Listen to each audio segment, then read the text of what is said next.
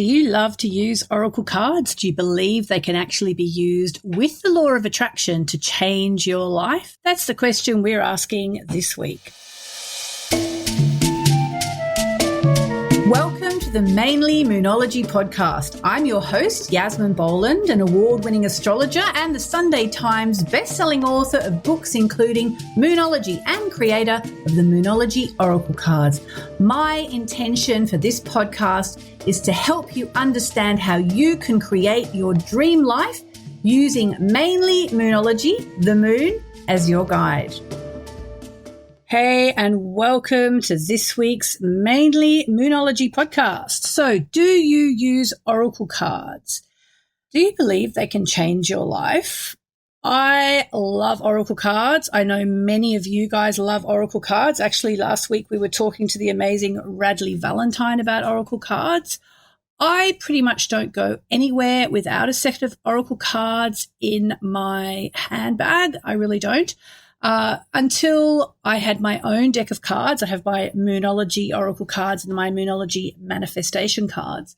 Until I had those decks of cards, I would always have a deck of cards, usually my old Doreen Virtue Goddess Guidance cards or Ascended Masters cards. I'd always take a deck wherever I went, not least because if I had a question, I'd be able to look at the cards, but also because a lot of my friends love it if I do them a quick card when we're out, if they've got a question. I love oracle cards. I take them everywhere. I use them all the time. But do they really possess any kind of power to read the future? Are they working with the law of attraction? And most importantly, the question I want to ask now is, can they be used to change your life? Well, let's start by having a think about what actually happens when we do a reading with oracle cards or with tarot cards for that matter. Some people say, oracle cards don't really work. They're just, they can't predict the future. They're just a reflection of what you're thinking. And they say this like it's a bad thing. Like, of course, they're a reflection of what we're thinking. You know, they say, well, if you're scared, you pull a scary card. If you're happy, you pull a happy card. So it's really just an extension of whatever's on your mind. And it's like, well, yes, that's exactly what they do. That's the exact point. They are a reflection of whatever state we are in. Now, let's just quickly mention one thing about manifesting. A lot of people think manifesting is all about just sitting down and making a wish list and closing your eyes and visualizing and so on.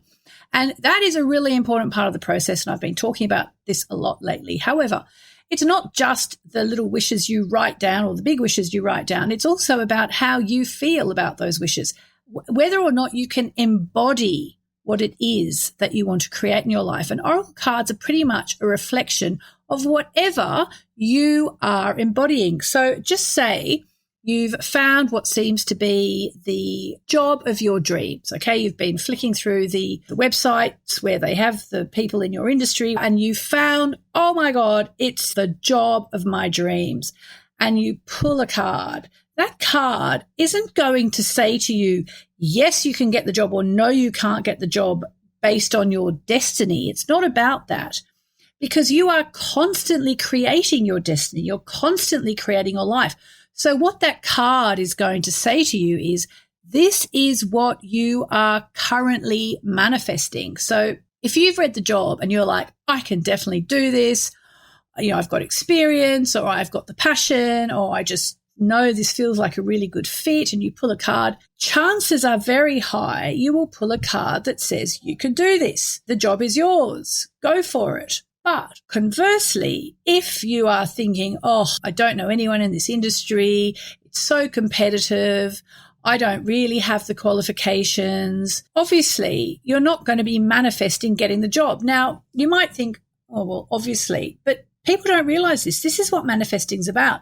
If you go into a job interview thinking, I can get this job, you are going to come across 20,000 times better than if you go into that job interview thinking, I'm never going to get this job. I'm not up to it. It's too much for me. I'm biting off more than I can chew, anything like that. So what the cards do, I believe, is they reflect what you are currently manifesting. Because as I said, remember, our future is not set in stone. I really believe it's not set in stone.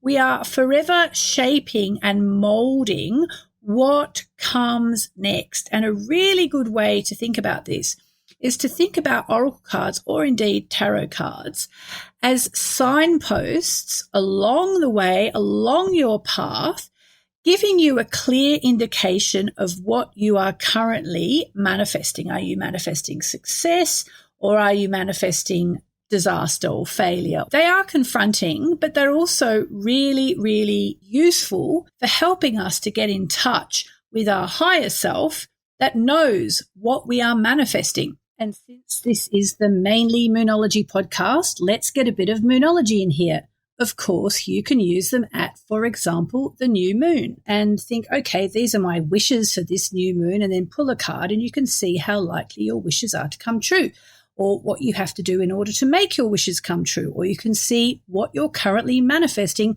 when it comes to your new moon wishes. So let me tell you just a very little story about a time when I used oracle cards. I remember I had a very big crush on someone, and he was kind of interested in me and kind of not, and I was kind of playing it cool, so he probably didn't know if I was particularly interested, and it was a bit like that.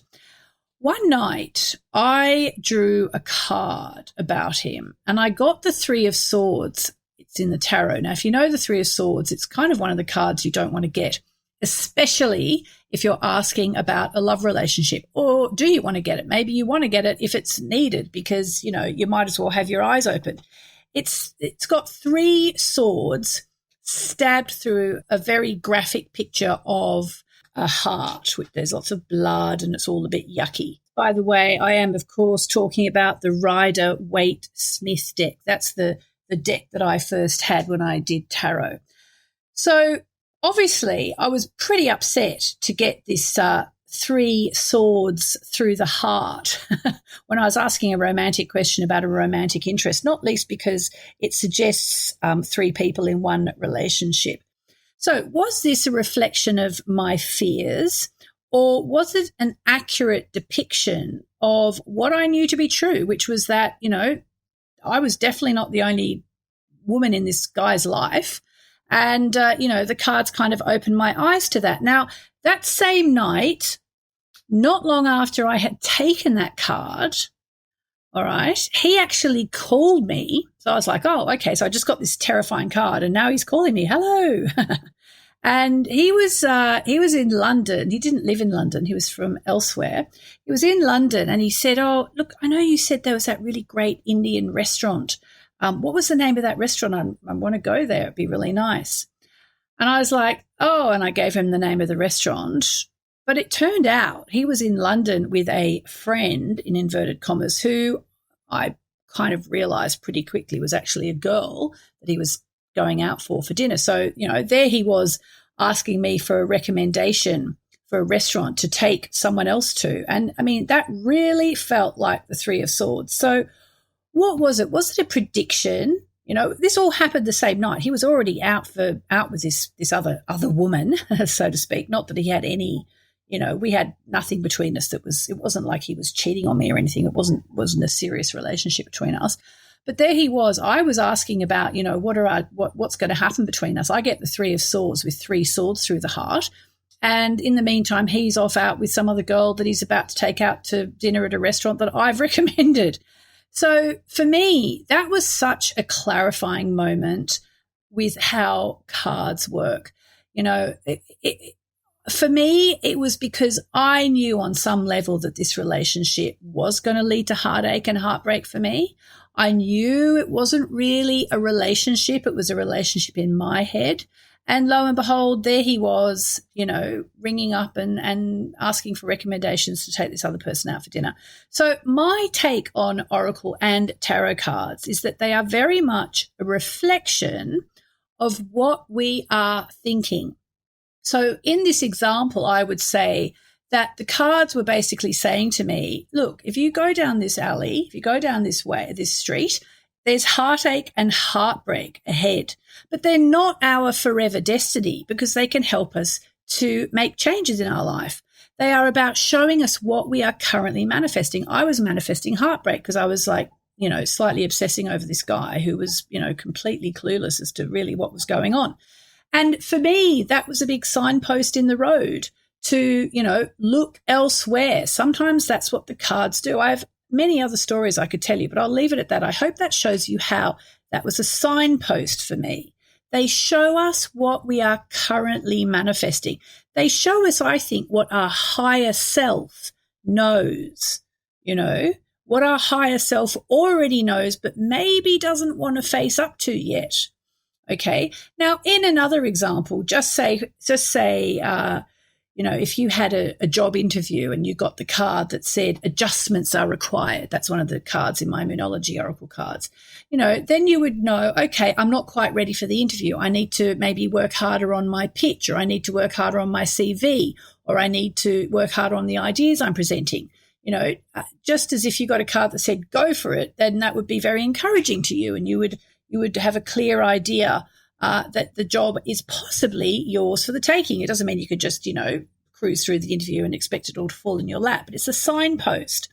So, it is the law of attraction, because basically the way you're feeling is the card, or whatever your higher self knows you are currently manifesting, that then influences the card that will show up, and it's like a signpost. Remember, the law of attraction says like unto itself is drawn. So yes, if your higher self knows on some level that you're headed for heartache and heartbreak, it's going to give you the heartache and heartbreak card. For example, I just want to quote my lovely friend Colette Barron Reed. When I was putting this podcast together, I thought I've got to have a quick look at what Colette says, because she really is the undisputed Oracle Queen of the world. And she says, and I love this, Oracle cards are a unique spiritual tool because they allow us to have a direct dialogue with spirit, giving us guidance and support on our path. So that's another way to look at it, that when we use Oracle cards, we are actually talking to spirit.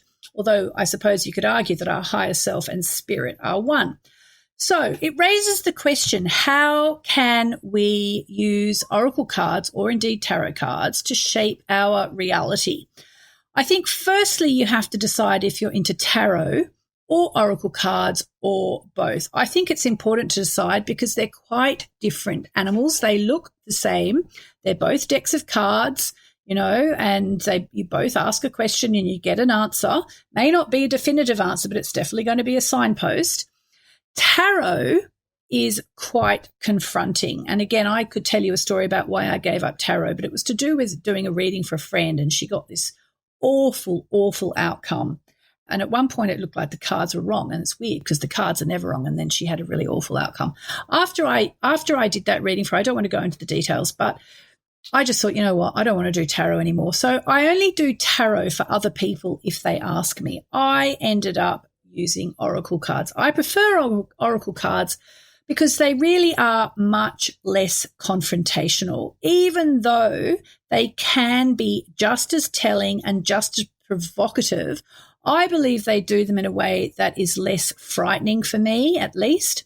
And therefore, when I'm not frightened, I'm more in a better state to be able to use them and act on them and move with them, rather than just sort of shoving the card away and trying to forget about it, which is obviously not the same way that everybody reacts. Some people love tarot and, are really good at facing up to all the scary cards, better than me. It's really optional. What I would say is, if you decide that you want to use Oracle cards or tarot cards to shape your life, one really simple method would be to decide, okay, what is the situation in my life that I'm trying to deal with now? Okay, what's the big deal that's going on for me right now that's upsetting me or worrying me or scaring me or freaking me out or challenging me or standing in my way? What's that one thing I need to resolve? Okay, and my advice would be to commit to doing at absolutely most one card a day for as long as you're going through whatever you're going through. One really nice thing to do can be to wake up in the morning, have a nice glass of water or hot water and lemon juice or coffee or matcha tea or whatever it is that you like to have in the morning. Just have that, sort of relax a bit, do some gentle yoga stretches, do a meditation, and then pull out the cards, pull out the journal, and ask that one question. What do I need to do about this situation? Okay. And you need to commit to really listening to the card you get.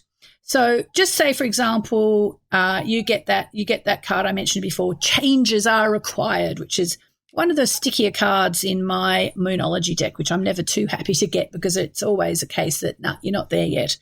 It might be a prompt to think about the changes you need to make and to act on them. And remember, you're using these to create your reality. So don't just go, oh, I don't like that card, that's so annoying. Think, okay, what changes do I need to make? And then I wouldn't choose another card or take another card until I'd made some of those changes. So it might be the next day, it might be a few days later. And then you might get the card that says a time to give rather than take. And that's another one that's a bit of a niggle when you get that. It's like, oh, especially if I got it recently when I was having a bit of a financial upset with someone about the renovations on our house. It's the time to give rather than take. I'm like, oh my God, what else can I give this guy? But I did give him sort of, I remember that day on the phone, I can't actually remember what concession I made, but I made some kind of concession towards cooperation. You have to listen to the card and you have to act on it. And if you don't like the card, don't just keep taking cards until you get a card you like. The other thing I would suggest is you use your journal. It can just be an exercise book. It can be whatever you want it to be. But I would say, for one thing, write your question down before you ask it. Okay, why? Because then you can't kind of fudge what the question was, which I know I do sometimes. It's like, oh, I kind of meant this, or I kind of meant that, or whatever. If you've written your question down, you are then going to commit to the answer. And then when you get the answer, write the answer down. Write the name of the card down. Most cards have got a name on them, or if it's in the case of tarot, you can write, the 10 of hearts or the 6 of swords or whatever. Write the answer down. Write the name of the card. If you've got an oracle deck and you're using the interpretations booklet that comes with it, make proper notes. Okay, because it helps you to assimilate the information that you're getting from the divine, from spirit, from your higher self.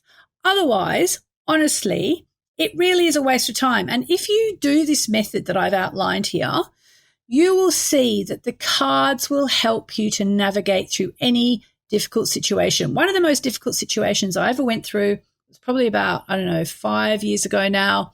And I did this method every morning. I got up, and I would sit down on my yoga mat. I would do some stretches. I would do a meditation, and I would pull a card and say, well, what is the situation here? What's happening? How's it developing? What do I need to know? And I would pull a card, and I would, having written the question down, I would then write the answer down, and I would take it really seriously. And it also helped me see how the thing developed. Eventually I moved through that situation, thank God. And I could see the way the cards had guided my way like a signpost. So if you love all this stuff, I'm actually running a workshop on oracle cards. It's actually a replay of a workshop I did a couple of years ago, or maybe a year ago, on August 23. If you're curious to know more about how to use oracle cards to shape your future, and also about some of the really good spreads you can do. So instead of just taking one card, you can do spreads, which are really illuminating. Have a look at moonmessages.com/oracle workshop. moonmessages.com/oracle workshop. I will just say, if you are in my Sun, Moon and Stars membership, the workshop is free, so don't buy it. And if you're not in my SMS, my Sun, Moon and Stars membership, and you'd like to be, and you'd like to get this workshop for free, go to moonmessages.com/oracle workshop, and you can sign up to the Sun, Moon and Stars, get the workshop, and then decide if you like us, and hopefully you'll stay around. And we're a great, great bunch of people. The thing is as well about the spreads I'll be teaching you about, as much as I love to pull just one card for one question when I'm in an ongoing situation like the ones I've been describing, you can also do monthly readings, annual readings. You can base them on the months ahead. You can actually even base them on your own horoscope. So, in your horoscope, you have the 12 houses, the love zone, the travel zone, the money zone. And I'll teach you in this workshop how you can do spreads based on your own horoscope chart. There are yes and no spreads. There are new and full moon spreads. There's so many ways to use oracle cards to help you to change your life. So if you'd like to know more, come to the workshop, moonmessages.com/oracle workshop, August 23. And I hope you have a beautiful day, and I hope to see you in the workshop. Lots of love. I hope you've enjoyed this week's Mainly Moonology podcast. If you've enjoyed it, please subscribe, give us a review, and we'll be eternally grateful. We publish the podcast every Monday, 4 p.m. UK time, 8 a.m. Pacific, 11 a.m. Eastern, and I'm afraid to say it's silly o'clock in Australia, but it will be there when you wake up on a Tuesday morning. Have a great week.